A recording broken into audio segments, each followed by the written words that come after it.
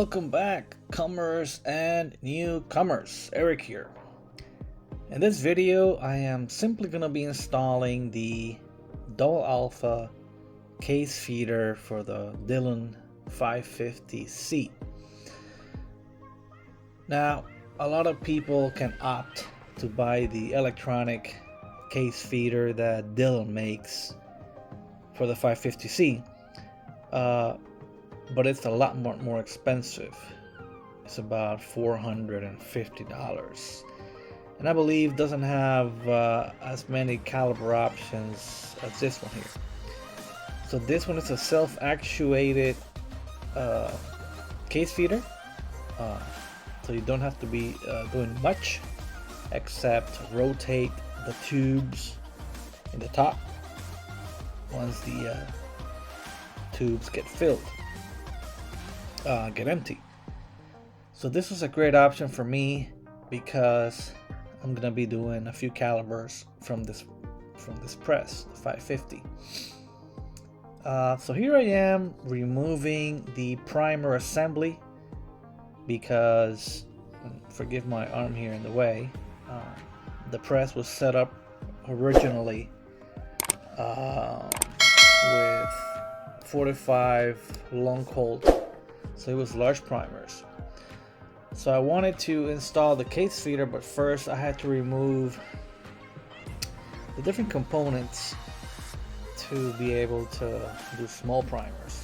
So I had to remove the primer tube and assembly, the primer assembly, I guess, from large here to small.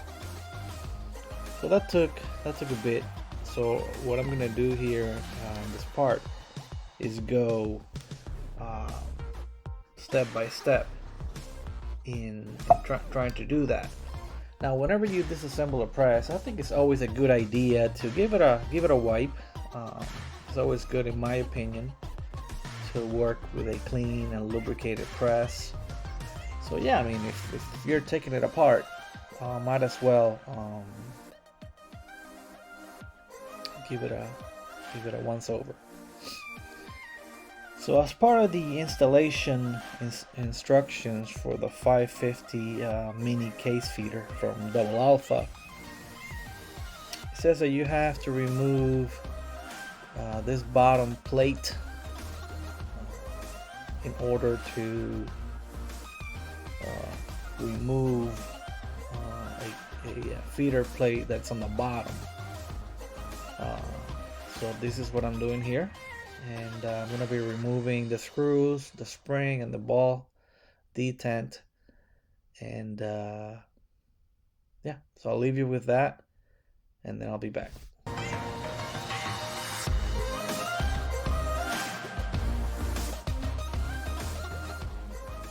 Okay, so this is how the plate looks like, and these are the two screws in the bottom that have to be removed. This is just showing you guys how the box looks like on the case feeder. It comes with its own tubes. So yeah, it's a complete setup. Pretty nice options here. Now this part over here is the rail assembly, the rail and clamp body. Now, if you notice, this part doesn't fit. It has to be taken down with the Dremel. And this is how that part looks. Not the cleanest of jobs, but it has to be Dremeled down if you have one of the latest 550 models, like I do. This is a 550C, and here you see how it fits perfectly. But from factory, it won't fit. So you have to take it down. Take some material down.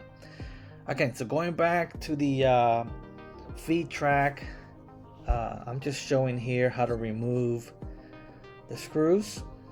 I forget the size of the Allen key that I'm using, but I'm showing here how to remove the screws. No, nothing fancy here. It's pretty much a plug and play operation for this part. So you remove the plate, the subplate from the feeder assembly.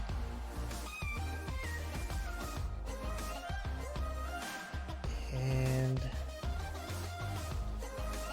yeah, so this part you're not going to use except the primer tube that you have to remove. And by remove, I mean there's a cotter pin that you have to take out. And so yeah, you pretty much have to grab it and pull it out. But I forgot that on the other side, the ends are split, open, so you have to, put them back together in order to slip the cotter pin out. And here I am looking for the needle point tweezers or pliers to do that, until I realized, wait, I need to flip it over and strain out these two pins over here. I'll be in focus in a second. So once you do that, the assembly comes out. Not the assembly, but the tube comes out. And you're not gonna use the other part, the feeder part, but you will use this part, the tube.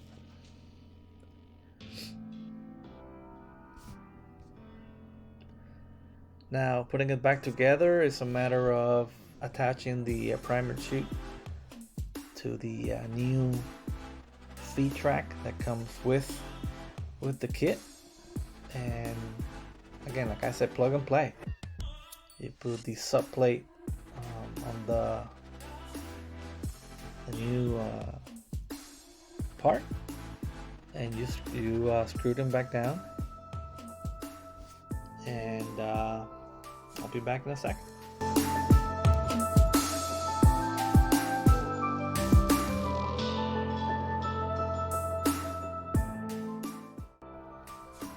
Okay, so this is the subplate attached to the feed track. Again, you just screwed it from the bottom. Screw it from the bottom, and just put it back. Then you attach the primer tube. This is what allows or helps the primer assembly to slide back.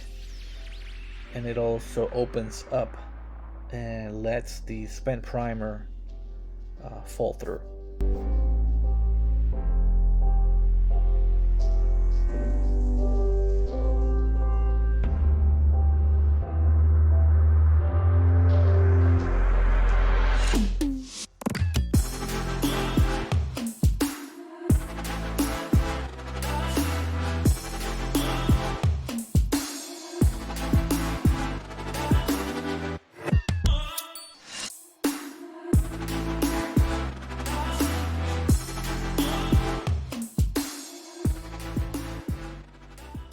Okay, over here I'm just showing the difference between what I had on the left, the large primer slide assembly, to the small one.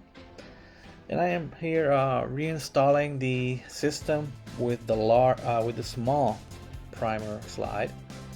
And a note that I'm gonna say is, when you are installing this, make sure that the RAM is all the way up, so that as you insert the primer assembly, it's perfectly aligned with the hole in the top, and that way you save some time. So I'm going to leave you now with that process of installing the primer assembly.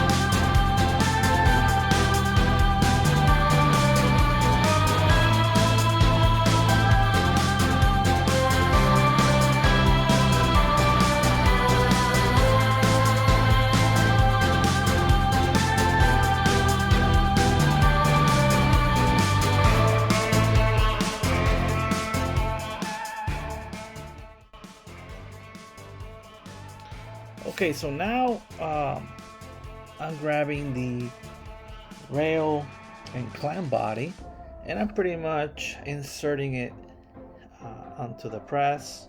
Remember that we have to take down some material, and what I'm doing now is trying to play with the distance from this rail to the feed track. It has to be around 3 mil in order for the roller to actuate the primers. I'm gonna change the camera angle in a little bit here. Okay, so now I'm grabbing the tubes, which are caliber specific, and there's like 5 or 6 that come in a kit. So again, it's a pretty nice kit, and this notch that you see here and space have to be facing forward. And now I'm grabbing the funnel piece that is gonna actually allow the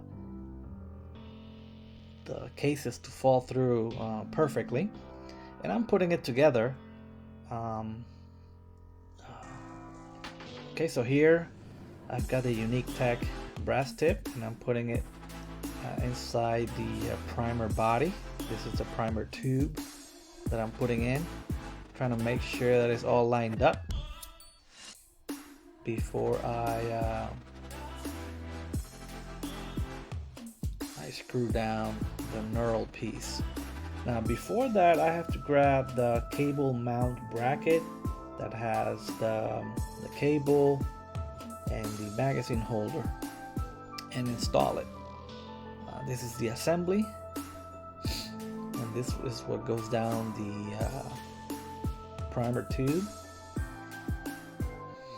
I'm opening the bracket arms slightly so that they may slide down the tube, the primer tube, a little easier, and then you can just clamp them down again with the Allen key.